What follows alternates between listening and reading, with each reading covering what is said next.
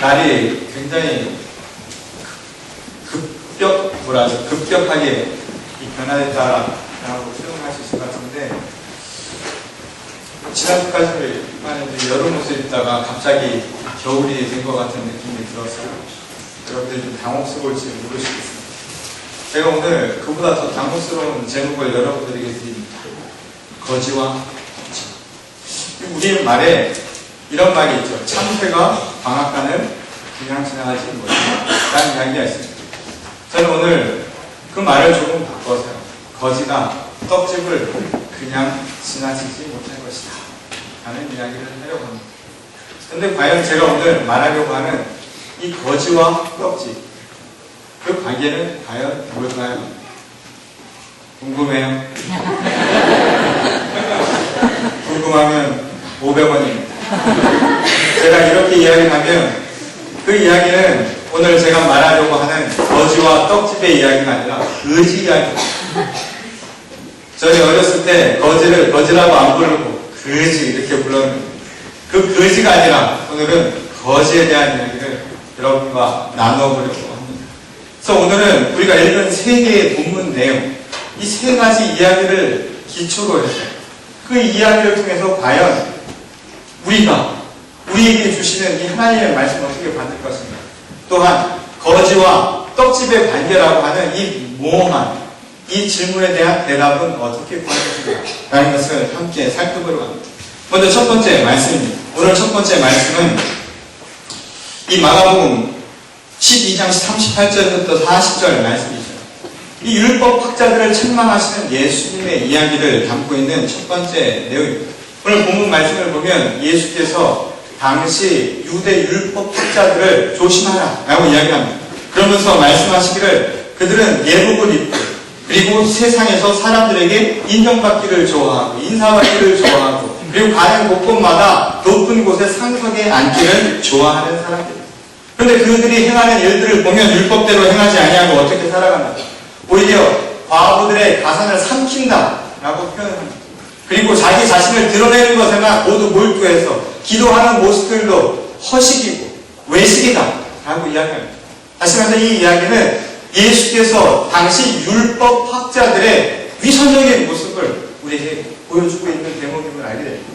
여러분, 위선이라고 하는 말이 이 당시 히포크리테스라는 말 자체는 이 극장에서 연극을 하는 사람들을 뜻하는 말입니다. 가면을 쓴 연극을 하는 배우들에 대한 이야기죠. 그 말은 무엇입니까? 위선이라는 것은 다른 것이 아니라 자기 자신이 아닌 그 무언가를 보여주려고 하는 것, 진심이 아닌 그 무언가를 세상에 드러내려고 하는 것, 이게 바로 위선이라는 말의 핵심입니다. 이들이 그럼 감추려고 했던 본심은 과연 무엇일까요?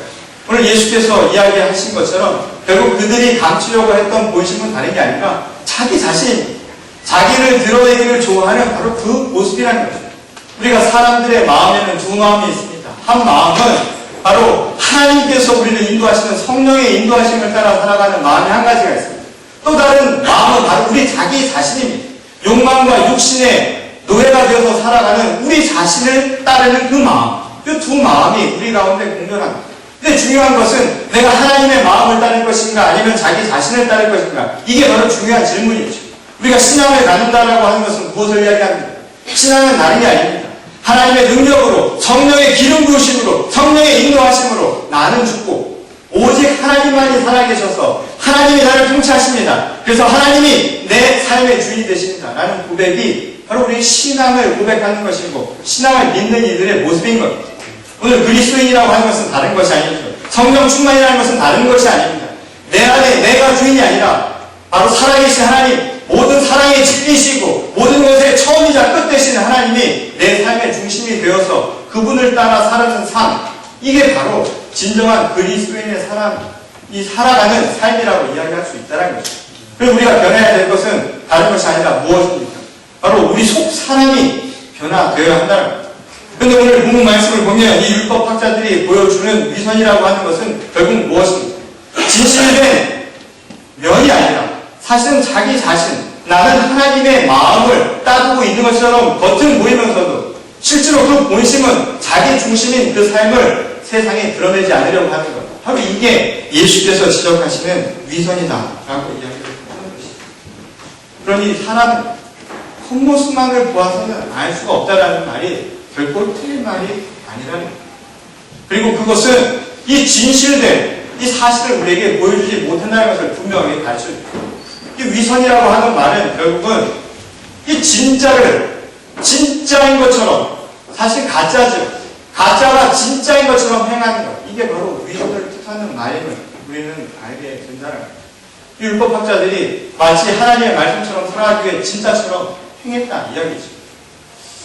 우리가 많이 쓰는 말 중에 이런 말들이 있죠. 위선과 비슷한 말들이 뭐 있습니까? 요즘에는 제품도 짝퉁이 있죠.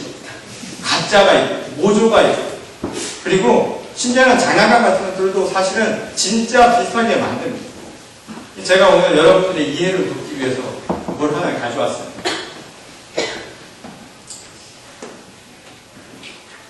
이게 뭘까요? 뭐로 보이십니까? 돈으로 보이세요? 이 사실은 제가 오늘 아침에 나오면서 저희 둘째의 장난감을 뒤져서 장난감 돈을 좀 가져와야 되겠다 해가지고 찾다 못 찾았습니다. 이미 애가 커서 버린 거예요. 이미 돈의 가치가 아닌 거죠. 그래서 돈 대신에 저희 아이가 오늘 오기 전에 저를 위해서 이 그림을 그려줬습니다. 이거라도 가져가는 이 위선이라는 것, 그리고 진짜 같아지는 것과 우리가 세상에서 흔히 말하는 이런 것과는 차이가 많이 있습니다. 우리가 흔히 장난감이라고 하는 것은요, 실제 같이 만들려고 해도 실제는 아닙니다. 실제 같아지려는 게 목적이 아닙니다. 중요한 게 뭐냐면 진짜보다 똑같아지려고 하는 그 사실 안에는 그것이 가지고 있는 내면의 가치라고 하는 것은 결국 따라오지 못하는 게 분명히 그 안에 있다는 것이죠. 우리가 이 장난감과 같은 것은 크게 사람들이 문제를 삼지 않습니다. 근데 문제는 위조입니다. 진짜가 아님에도 불구하고 진짜처럼 만들려고 하는 것. 근데 그것은 진짜의 가치는 결코 갖지 못합니다. 그러나 진짜 같으려고 할 때 세상에는 반드시 문제가 발생하기 마련이라는 거예요. 오늘 예수께서 우리에게 말씀하시는 이야기도 똑같습니다. 진짜 같아지려고 하는 바로 이 사실이 그것이 바로 이 세상을 먹는 게 할 수 있다는 것을 우리에게 분명하게 이야기하죠. 그들의 위선이 어떻게 나타나는가 하는 것을 우리에게 분명하게 지적하고 있다는 거예요. 그리고 중요한 것은 무엇입니까? 이 진짜가 진짜일 수 있는 이유는 그 겉으로 드러나는 것이 아니라 사실 그 내면의 가치라는 것이 더 중요하다라는 사실을 우리에게 분명하게 이야기하고 있다는 거예요. 위전물은 아무리 똑같은 것을 만들어낼지라도 그 화폐가 가치를 그대로 가질 수는 없는 겁니다. 아무리 내가 신앙인이라고 해서 그 율법적인 행위를 보인다 할지라도 그 안에 내면이 진실되지 아니하면 그것은 결국 진실된 신앙인의 모습이라고 말할 수 없다라는 것입니다. 이게 바로 예수님이 우리에게 가르쳐주고자 하는 말씀입니다. 이 이야기는 너무나 잘 아는 또 다른 이 비유를 통해서도 나타납니다. 이 마태복음 24장 40절과 41절에 보면 앞뒤에 맥락 없이 이런 이야기는 그날에 이르면 그때 이르면 어떤 상황이 생겨나는가. 두 사람이 밭을 갈고 있습니다. 근데 한 사람은 부름을 받고 한 사람은 그곳에 남겨질 것이다 이야기합니다. 그 다음 절에서는 두 여인이 맷돌을 갈고 있는데 한 사람은 부름을 받을 것이고 한 사람은 부름을 받지 못할 것이다 하는 겁니다. 앞뒤 맥락 아무것도 없습니다. 그걸 통해서 우리에게 하시려고 하는 말씀은 무엇입니까? 드러나는 행동, 그냥 눈에 보이는 것은 똑같을지라도 그 안에 내면이 진실되지 아니하면 그것은 온전한 신앙이 아니며 구원의 길에 이룰 수 없다라는 게 바로 예수님의 이야기입니다. 오늘 이 외식하고 또한 그것을 온전하게 따라가지 못하는 이 율법학자 그들의 위선을 지적하는 예수님의 그 말씀의 의미도 그 안에 핵심이 담겨져 있다는 거예요. 우리가 신앙인으로 살아간다는 것은 그래서 무엇을 의미하냐? 여러분 기독교 신앙의 핵심은 무엇입니까?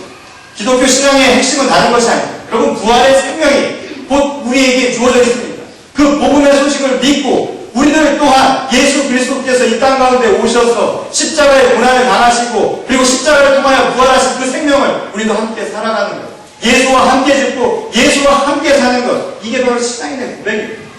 근데 여러분 부활이라고 하는 것의 전제 조건은 무엇입니까?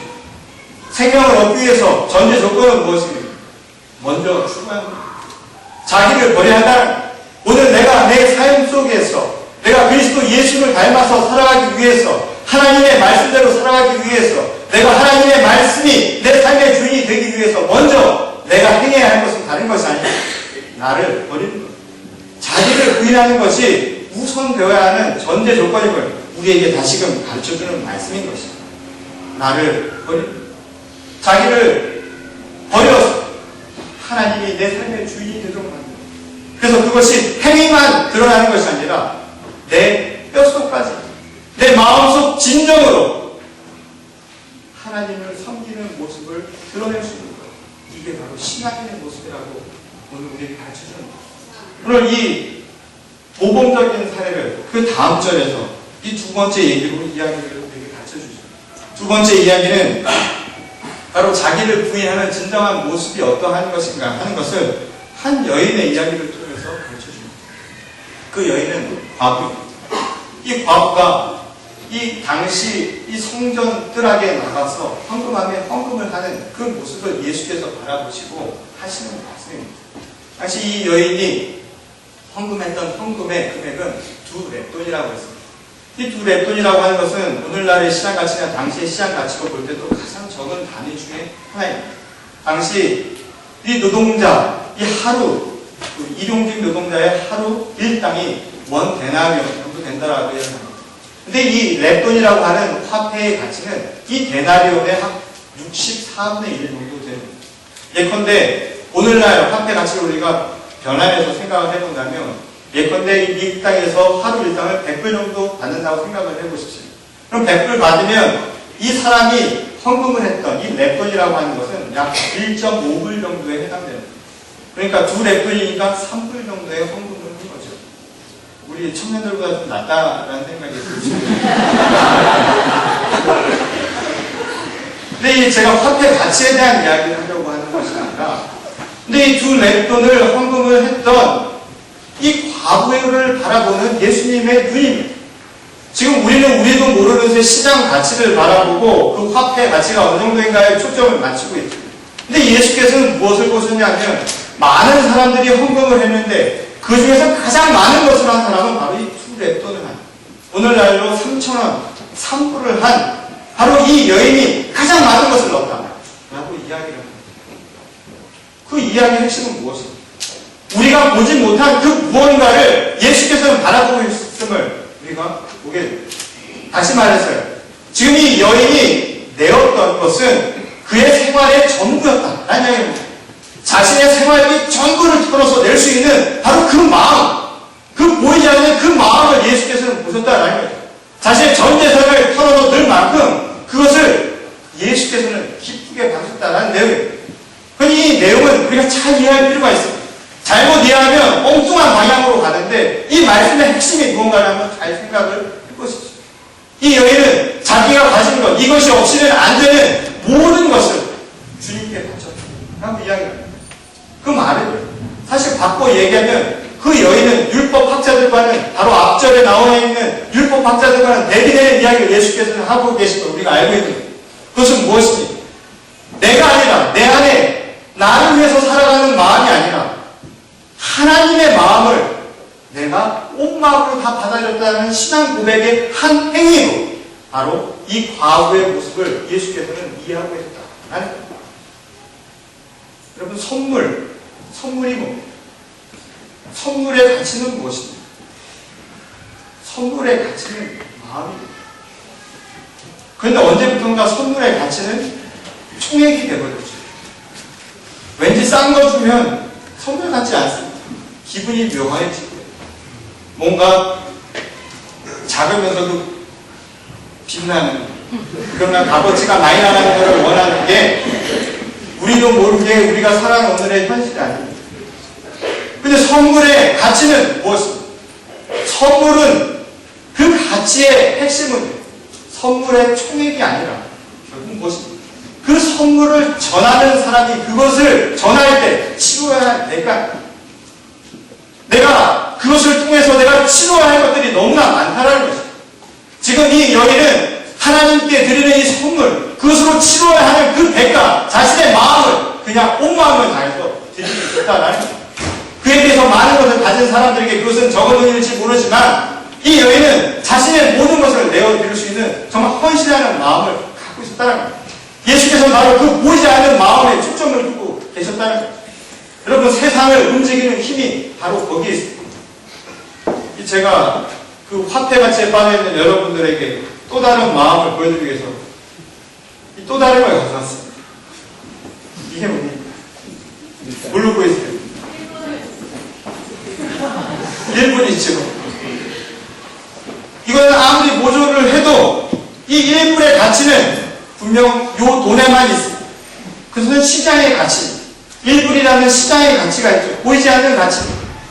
그런데 하나님의 나라를 살아가는 사람들에게는 그 가치가 설명하지 못하는 그 너머의 마음이 또 있습니다.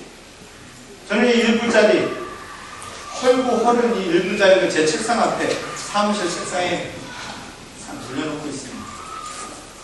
그 이유가 뭐냐면 이 금년 초에 제가 이 교회에서 있는데 이 알코올 중독된 한 이 거리이죠. 이 홈리스 이 남자가 이 앞에서 방황을 하고 있습니다. 제가 그분을 만났습니다.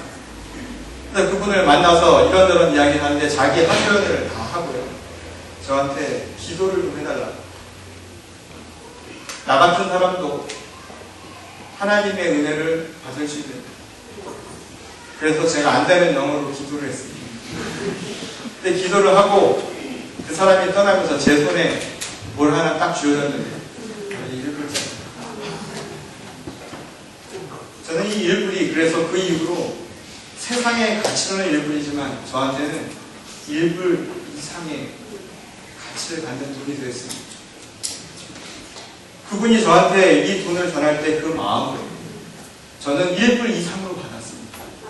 어쩌면 100불이 될 수도 있고 1000불이 될 수도 있고 어쩌면 우리가 세상에서 말하는 돈으로는 도저히 교환할 수 없는 교환 가치를 가진 그 돈이 있다는 우리가 흔히 세상을 이야기하죠. 세상을 움직이는 것은 드러나는 것으로 움직이는 것 같죠. 절대 아닙니다. 그것에는 그 안에 담겨있는 분명한 가치들이 있습니다. 보이지 않는 가치들이 세상을 만듭니다. 근데 더 놀라운 것은 그 보이지 않는 가치들을 움직이는 우리들의 마음이 또 그 안에 중요하게 담겨져 있다는 사실입니다.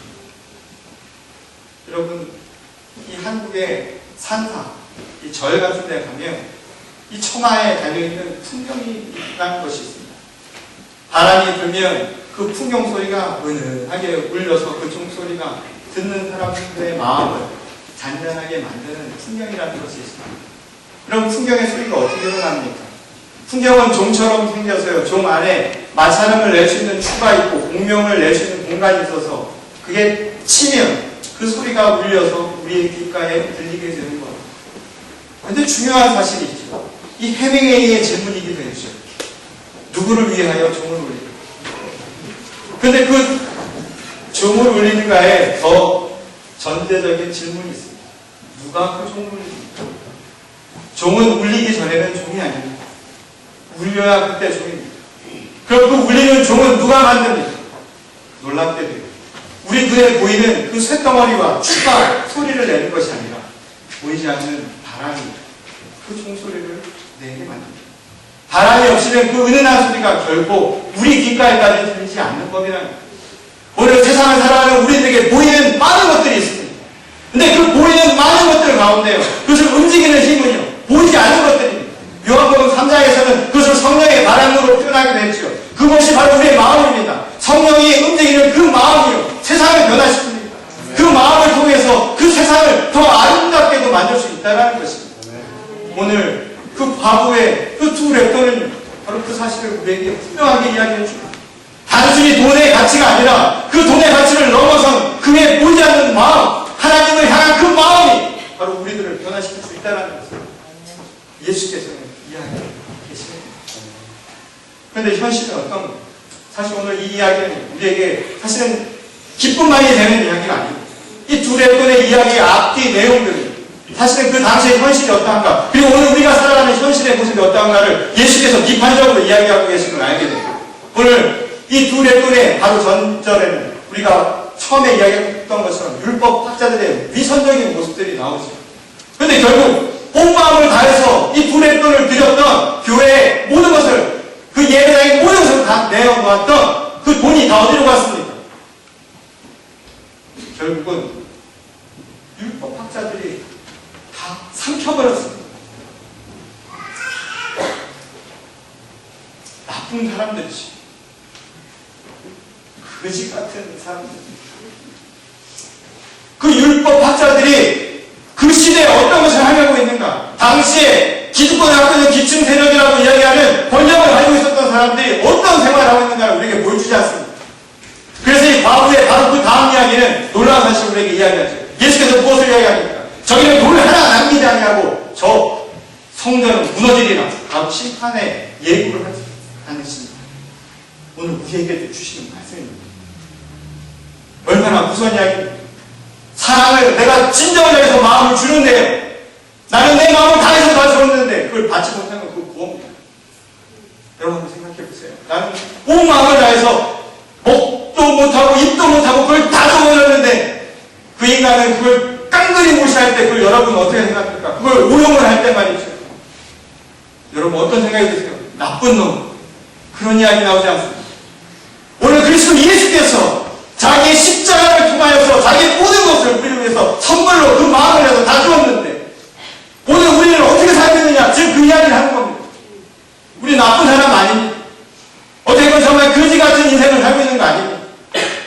정말 그거 하나 아까워서 정말 우리가 위선적으로 외식하면서 이 자리에 앉아있는 거 아니냐 이 말입니다. 세상을 한번 바라보십시오. 이 1997년도에 한국의 경제위기와 외환위기가 왔습니다. 이 당시에 국제적인 정세도 그랬고 한국의 위정자들이, 이 관료들이 이 판단착오로 인해서 엄청난 위험들이 닥쳐오게 됐죠. 그 엄청난 상황 속에서 결국 선택한 게 뭡니까? 근데 그 당시에 환율이 상승을 해가지고요. 이 900원 하던 게 1,700원, 2,000원 넘어가게 됐어요. 그러다 보니까 우리 한국의 외환이 어떻게 됩니까? 계속해서 빠져나가요. 달러가 빠져나가면서 외환 보유가 점점 없어지게 되니까 국민들이 나서서 그때부터 운동을 시작했습니다. 그 운동이 뭐였죠? 기억나세요? 금모으기였어요. 저도 다 갖다 팔았어요 그때. 다 갖다 준 거죠. 뭐. 돌반지부터 뭐 다 갖다 준 것 같아요. 결혼 반지도 그때 갖다 준 것 같아요. 아니었는가? 그거 잘 기억이 안 나. 조심스럽습니다. 어쨌든 그때 그 당시에 그 몸을 다 줬단 말이에요. 그게 무엇입니까? 정말 그것을 위해서 고통받는 사람들은 누구였어요?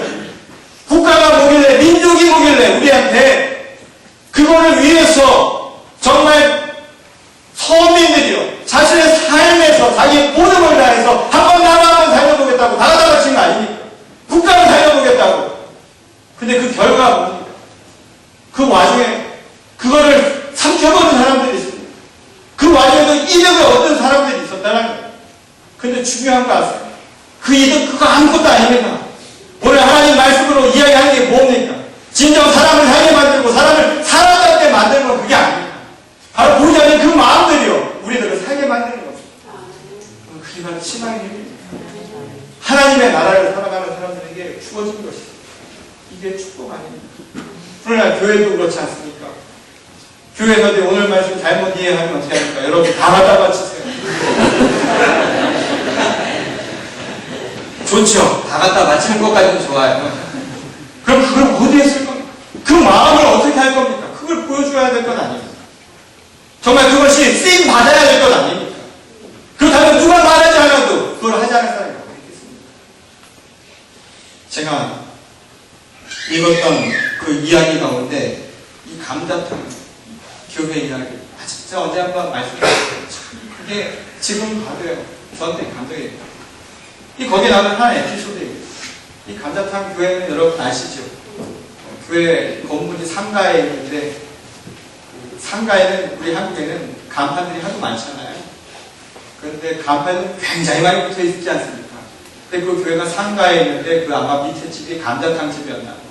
그러니까 교회는 보이는데 바깥에 보면 감자탕만 보여서 그 교회 이름이 감자탕 교회가 되었다라는 건데 이 감자탕 이 교회에 관련된 이야기 중에 이런 내용이 있습니다. 하루는 그 교회에 한 집사님, 여자 집사님이 바보였습니다. 이분이 마음이 동해서 어느 날 받은 은혜로 서원을 한 모양입니다. 그 서원의 내용은 뭐였냐면 내가 가진 전 재산을 하나님께 드려야 됩니다. 그래서 그분이 당시 살고 있었던 건물이 1억 원짜리에 2,500에 보증금 25만 원, 월 25만 원을 주는, 그러니까 오늘날 한국에서 보면 잘 사는 집이 결국 아닙니다. 어렵게 살아가는 그 자녀들도 있는 거예요. 홀어머니가 돼서 자녀를 키우는 그런 분이었는데 마음이 다 드리고 싶어서 그래서 그거를 다 뽑아가지고 교회에다 다 헌금한 거예요. 진짜 그 1억 원이라는 걸 다 뽑아갖고서는 자신은 빚을 보증금 은행에 빚을 지고 그 1억 원이라는 돈을 교회에 헌금을 합니다. 그 헌금을 하고 나서 그 헌금을 받은 목사님과 재직들이 모였습니다. 그리고 의논을 하고 결론을 내렸습니다. 다음날 목사님이 집사님을 찾아가서 이야기를 하죠. 집사님, 감사합니다. 저희가 집사님이 내신 그 헌금을 다 받기로 결정을 했습니다.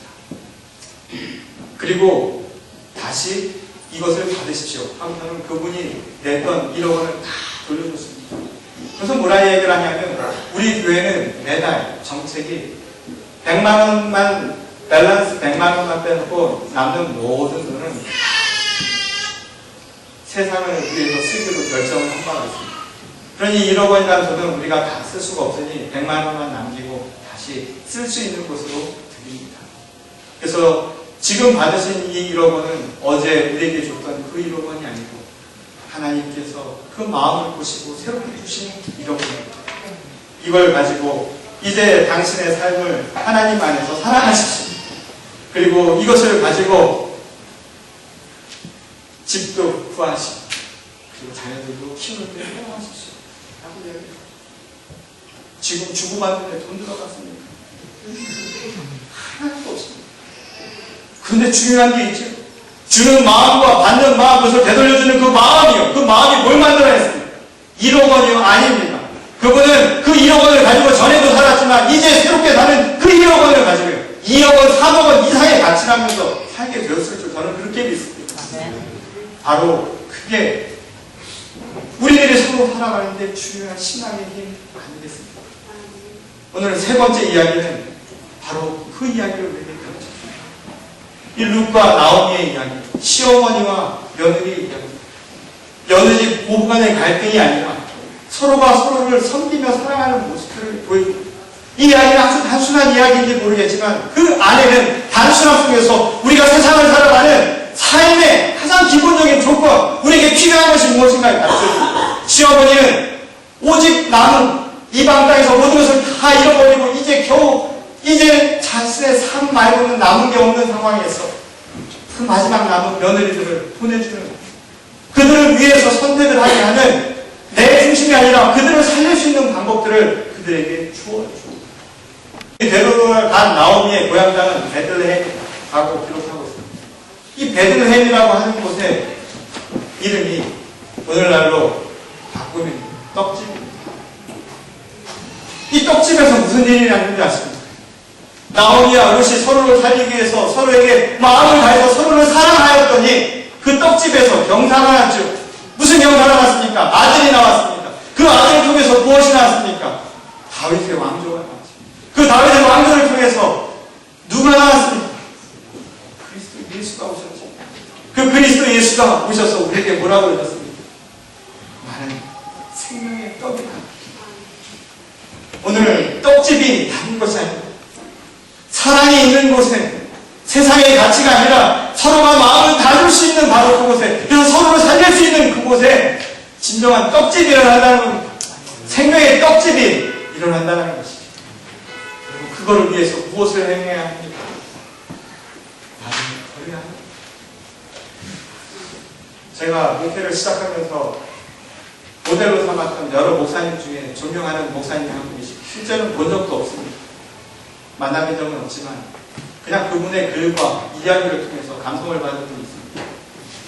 2005년도에 공교롭게도 제가 우리 교회 올 때 돌아가셨는데 한국의 한신교회라고 하는 곳을 담임하셨던 이중표 목사님이라는 분이 계십니다.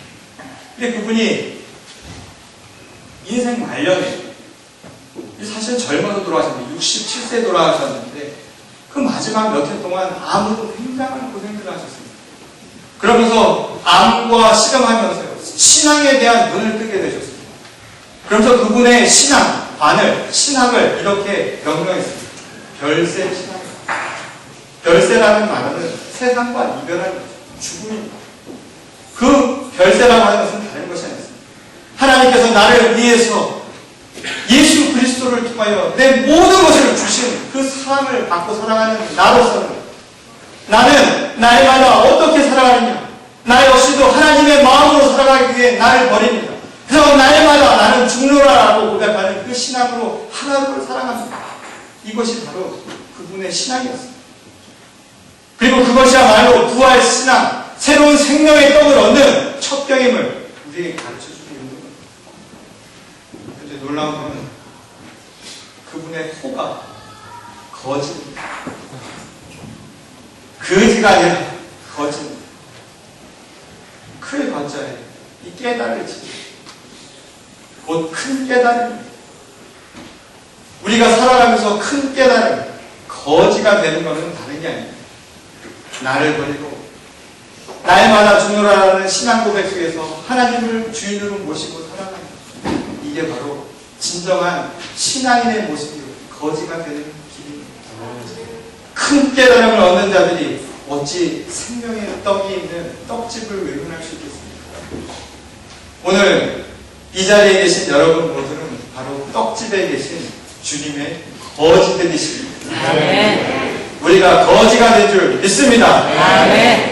제가 이 자리를 빌어서 우리 성도님들에게 다시 한번 감사를 드리려고 합니다. 이 베들레헴, 보잘것없는 이 작은 공간에 정말 아무것도 없었던 이곳에 서로 생명을 나누기 위해서 여러분들의 온 마음을 다 주신 건 너무 감사합니다. 음식으로 봉사하는 우리 여성교회 회원들, 매번 은혜가 됩니다. 그 마음이 어찌 아름다운지, 두 랩돈을 바쳤던 그 여인의 모습처럼 우리 여성교회의 모습을 통해서도 우리 아이 학생들을 위해서, 젊은이들을 위해서, 그 밥을 위해서 그렇게 고민하고 그렇게 준비하는 그 손길이 저는 가장 아름다운 여인의 모습이라는 생각이 듭니다. 내가 먹어서가 아니라 여러분 그 마음을 먹는 거예요. 그래서 오늘 우리가 있는 곳이 바로 떡길입니다. 그리고 그것을 깨닫는 우리가 바로 하나님의 거지들입니다. 진정한 큰 깨달음을 얻으셔서 앞으로 우리 교회가 10년, 아니 100년 그 뒤에도 이 젊은이들과 그리고 이 땅에서 필요한 모든 사람들에게 생명의 떡을 전하는 귀한 떡집의 역할을 감당할 수 있기를 바랍니다. 그리고 이곳은 하나님의 말씀으로 거듭난 진정한 거지들이 모여서 함께 죽노라라고 고백하며 부활의 생명 속에서 생명의 떡을 함께 나누는 주님의 귀한 공동체가 될 수 있기를 주님의 이름으로 간절히 축원합니다. 다 같이 기도하시겠습니다. 주님, 감사를 드립니다. 아무것도 아닌 우리들의 삶에 찾아와 주셨습니다. 모든 것을 주시고 모든 것을 다해 우리를 살리신 하나님의 마음, 사실 헌금함을 향해 나아가서 두 랩돈을 드렸던 그 과부의 모습은 다름 아닌 주 예수님의 모습이었음을 저희가 깨닫습니다. 우리도 예수님의 모습이 되어가기를 원합니다. 내 마음을 세상보다 하나님께 먼저 드릴 수 있도록, 그리고 서로를 살리고 서로를 섬기고 또한 이 세상을 주님의 아름다운 공동체로 만들어갈 수 있는 주님의 귀한 종들이 될 수 있기를 원합니다. 여기 있는 어느 한 영혼도 외식하고 위선으로 살아가는 것입니다. 오늘 그 위선의 탈을 벗게 하시고 나를 내려놓음으로 주님 앞에 진정한 큰 깨달음을 얻는 거지가 되었습니다. 이 베들레헴 땅 생명을 나누는 이 떡집에서 영원한 생명을 함께 구하며 나누시는 주님의 귀한 자녀들, 귀한 공동체가 되게 하여 주시옵소서. 하나님, 세상이 각박합니다.